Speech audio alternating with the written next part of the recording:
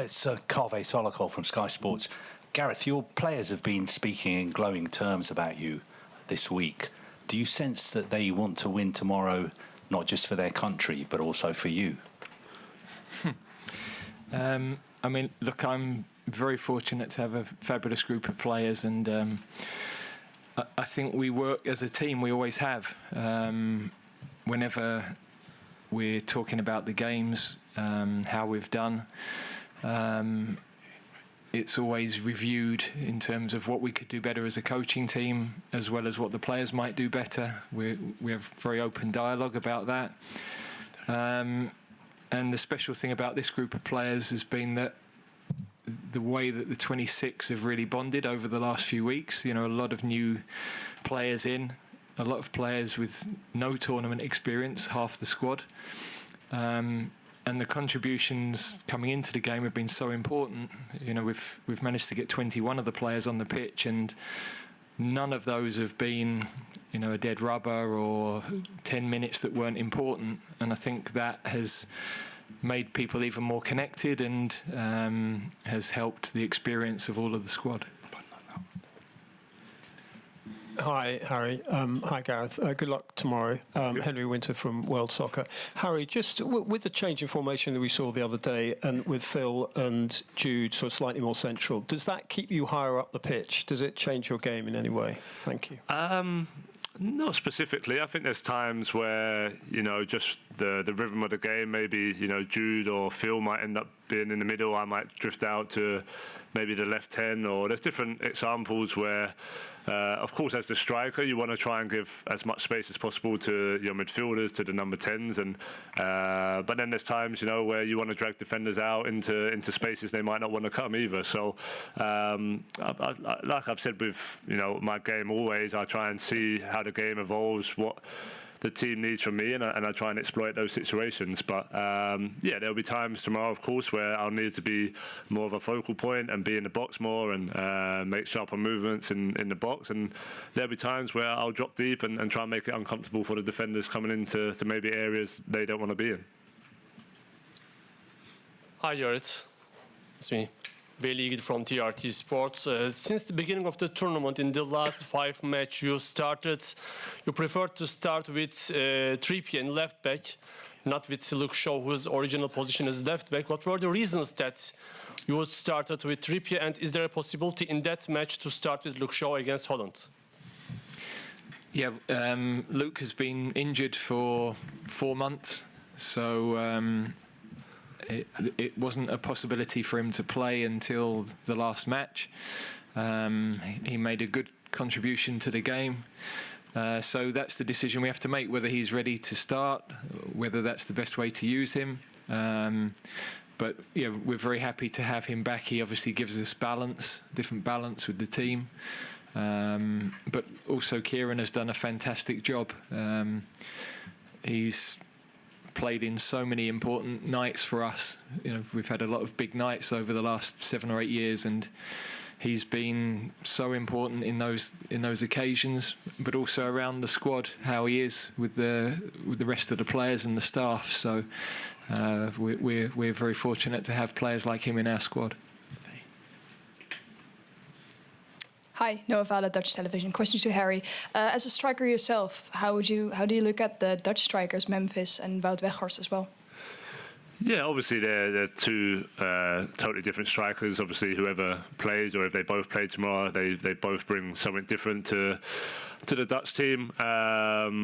So yeah, from our point of view, you know, we'll always analyse, you know, the other team and where they can hurt us and where we need to be careful. And yeah, they're two really good strikers. They're playing at a high level, and of course, being in the semi-final of European Championships means they're doing something well. So yeah, we hopefully will keep them quiet tomorrow, but it'll be a difficult task for sure.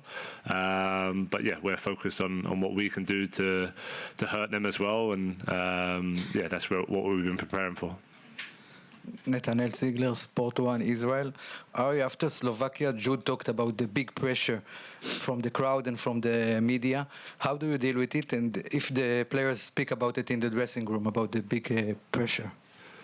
No, I don't think we really speak about it in the dressing room. I think, definitely the ones who have had more experience in tournaments, know what it's like to play for England in major tournaments. And of course, as we've been doing better and getting better in the tournaments, the expectation gets higher, and that's been no different. So I think people will use it in different ways. Some will use it as motivation to up their game and up their level. Some will just block it out and focus on what they need to do. So everyone's different in that sense. From a team point of view, we know what we're trying to achieve. We set out from the start what we've been trying to achieve, and we're close to doing that. We have a really important game tomorrow night, a really tough game which we need to be ready for, and we've prepared for that. So from our point of view, nothing changes.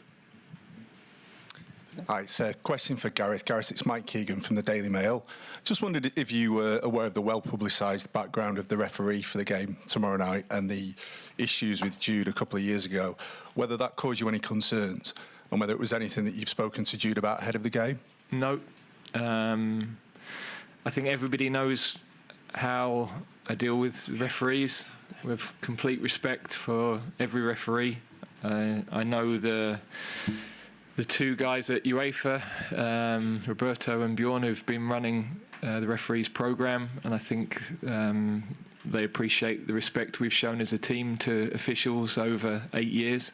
I think there's a right way to conduct yourself towards officials. I think that's very important for the image of the game. No, I'm not concerned about who the referee is. He will be at a very high standard because that's the way that UEFA make those decisions and the way they monitor the games that are played during the tournament. For me, it's not even a consideration. Hello, Harry. Dani Quintana for Diario La Squadra from Spain. What do you think about one team like Spain and young players like Lamine Yamal and Nico Williams for a possible final? Yeah, obviously Spain have had a fantastic tournament. They look like their players are playing with a lot of freedom, and a lot of young players who are just going out there and enjoying the occasion and getting on the ball. But Spain have been a top team for many years now, so it's no surprise that they're in a semi-final. They've obviously got a tough game tonight, which I'm sure will be a good one to watch. But fantastic players. As we're in the final four of this European Championship now. Every team is going to have a really good squad. Spain are no different to France, us, or Holland when we play tomorrow. Hi, it's Mareike Zek for German Radio. I would like to know both your opinions on the debate about having extra time or not. Like, should we get rid of it the next tournaments? Yeah, that's not really for me to. You have to run around. I don't. I know. Yeah. No, look, it's a good question. I'm not quite sure, to be honest. Of course, there's been some great moments in extra time where teams find a goal just like Spain did in the last minute, and there's times where you can see both teams are really tired, and they're probably both waiting for penalties and then taking their opportunity from that point of view. So I don't mind it. I don't mind extra time. It always feels amazing when you come through it, and whether that's the end of extra time or penalties, you really give everything that you've got in those moments. So there's something special about coming through those moments and building that togetherness from that. But ultimately, it's not in my hands. So I'm sure whoever makes those decisions will make the right one. Question from the very back. Hi Gareth, Carl Matchett from The Independent. You spoke after the Switzerland game about several players being very much exhausted, and Harry was basically out on his feet when he came off, and Jude before penalties as well. You only made one sub against Slovakia before the 84th minute and none against Switzerland before the 78th. So just wondering if that is either a concern for you or part of your plan for those both games and going forward as well. Obviously, you didn't make the 6th extra time sub either. Yeah, I think there are different reasons for making changes. We were happy with the way the team were playing in a couple of those games. There was a game we made a substitution at half-time, so we don't have a preconditioned way of operating. You're always looking at the physical freshness of the team, the balance of the team, how the team are performing individually. whether changes are actually going to improve what we're doing or not. So they're the assessments that you're always making. Clearly now, it's a strange thing in the biggest games, you get less time to prepare, less time to recover. So you would assume the biggest matches you have the best preparation, but we haven't really been able to get on the training pitch. You're just walking through things or covering things in meetings. So there is a different physical aspect now. But all of the players are going into this game in good condition, recovered well. Over the next 24 hours, we keep assessing people, and the game will take us in a certain direction tomorrow that will make those decisions for us. Hello, this is Eric from NRK Norway. Question to Gareth. Marcelo Bielsa said that football is becoming less attractive and that players who deserve to be watched will be less because football will benefit the business. What is your opinion on that? It's difficult for me to say because I don't know the context to his comments. So, yeah, I don't know what he was asked and why he made the observations that he did. Well, a question. Hi, Gareth. Joe Rawson, Sky News. Could be a rare occasion where the Dutch fans outnumber England fans in the stadium tomorrow. What have you done to prepare for what's promising to be such an intense atmosphere? I think our players are used to it. One of the great things about this tournament has been the atmosphere in the stadium, the fact that so many supporters of every team it's been a different sort of feeling for our players compared to the last two World Cups, and of course the last Euros was affected by restricted attendances. So it's definitely added a different feel to the games, a different intensity to the games.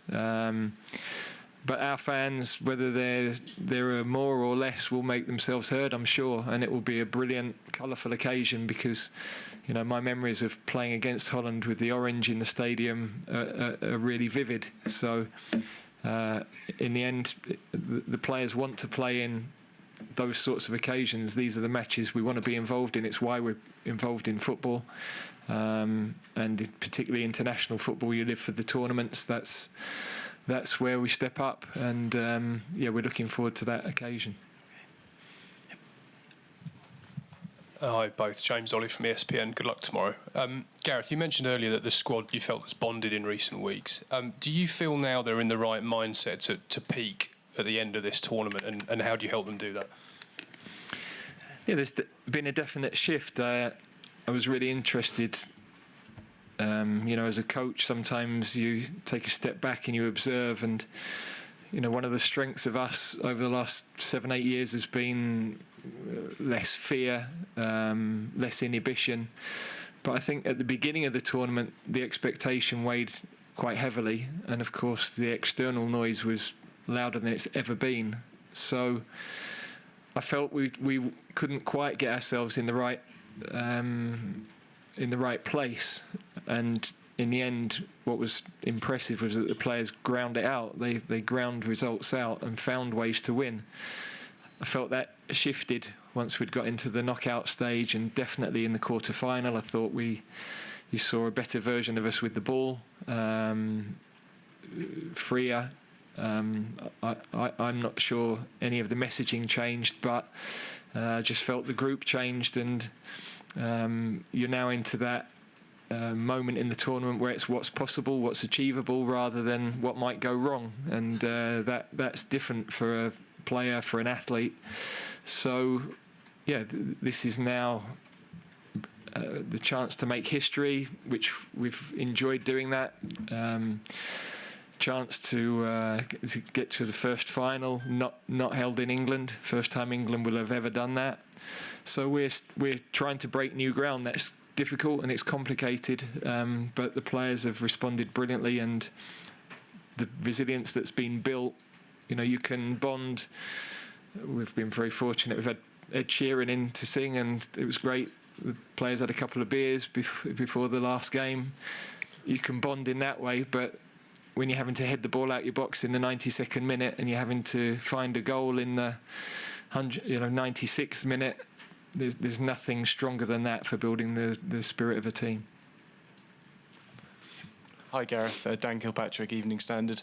I just wondered what kind of game you're expecting tomorrow. Do you expect it to be more open, or are you expecting the Dutch to sit in and kind of make it difficult for you like the other teams have done? Well, that wouldn't be normal for the way Dutch teams play, and it's not what we've seen from them. Equally, Ronald's an experienced coach. He could approach the game in a very different way to the games that they've played already. So we're prepared for anything. I think it will be an exciting game. You've got a lot of very good players on the pitch, a lot of good forward players, both teams. So we've got to be another step from what we showed in the last game. It's another step up in terms of the quality of some of the opponents, and we have to be ready for that.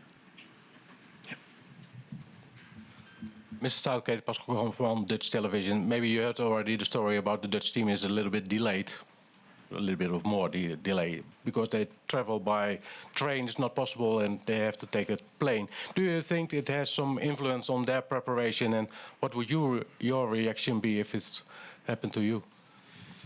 No, we would be calm, control what we can affect. We don't play until 9 o'clock tomorrow, so there's plenty of time. I'm sure they'll still get dinner when they arrive. So, I don't see that having any impact on the game, really. Thank you. Hi, Mitch Phillips from Reuters. Question for Harry. Could you, Harry, talk about the difference in mentality for you and some of the players around you from 2018, when that was like a first semi-final, and now you're looking at a third, this is becoming a kind of routine, if you like. Is it a different mindset for you, the way you're going into this game now? Well, I think you just use the past experiences to help you. We've got a lot of players who have experienced big games on an international level and also big games at a club level. So you try and use all that experience over the course of your career to prepare you in the best way possible and to control the nerves and control the excitement. Tomorrow night will be no different. We, like I touched on earlier, we had a goal and we had a target of where we want to be and what we think is achievable. And step by step, we've been getting closer to that target. And we prepared tomorrow like we prepare any other game. And I just think during the game, you lean on experiences, you lean on the leaders in the team who have been there and done that to help maybe some of the players who haven't. But ultimately, it's about going out there and taking the opportunity with both hands. We've put ourselves in a great spot, and we've got a big game tomorrow to reach back-to-back finals in the European Championships. It'll be an amazing achievement, and we have that opportunity to go and do that. We'll take 3 last questions. Thank you. Harry, it's Oliver Kay from The Athletic. When the manager's talking about the noise that there was at the start of the tournament in the group stage especially, and the pressure, expectation, did you as players, and as captain in particular, did you do anything different? Did you have meetings and grab them all together, especially the younger players, and spell out any different message to help them through it? No, there wasn't no meetings. I think, as one of the leaders, as the captain in the team, you're always talking to your players, you're always talking to, especially the newer players, they're always asking you questions about experiences, etc. And I think we do a pretty good job of preparing all the players, before the tournament of, what tournament football is like, because of course you have to go out there on the pitch and perform well and do that side of it. But tournament football, there's a lot that goes into it. There's a long time away of each other, a lot of preparation, a lot of time in the hotel. There's a lot of media attention. So it's about dealing with all of that. And I think, over the years, since Gareth's been here and, since I've been captain, we've handled that really well. And this tournament has been no different. Like the expectation has maybe been a little bit different from the start, and maybe the noise has been a bit louder, but I think we've all handled that really well. And like I said, some players will use it as motivation, some players will block it out, and ultimately it's just down to what we want to achieve. And we have a really close togetherness, not just players but staff as well. And we've all been in the same direction for a while now, and that's all we're thinking about. In the back. Hi, Eric Peters from Germany. Question to both of you. You are trying to learn a bit of German. How is it going? Do you already know the German word for European champion? I don't. No, strangely, it wasn't one I looked for either. So I know how to turn right at the underground station, but that's about it, I'm afraid. So. Thank you. The last question over here, please. Thanks. Hi, Harry, Marcel van der Kraan, Dutch Telegraph. What kind of battles have you had over the years with Virgil van Dijk? Can you describe them a bit? What sort of duels you had? And are you actually happy to play him tomorrow, or would you rather have had Matthijs de Ligt, who you have known a little bit more now?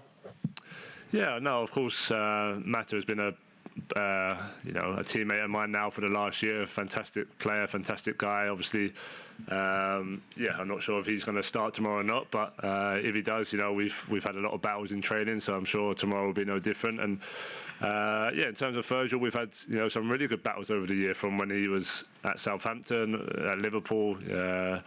A lot of tough games, a lot of big games, sometimes he's won that battle, sometimes I've won that battle. So, tomorrow night will be a tough game. Whoever plays will be tough opponents, and I'll always prepare in the same way of trying to make their life as uncomfortable as possible. But I'm sure he'll try and do the same to me. So I enjoy playing against the best players in the world. That's what you play football for. That's why you want to play these games, and I'm looking forward to that challenge tomorrow. Thank you very much. On AM, on DAB, via the talkSPORT app and on your smart speaker. talkSPORT.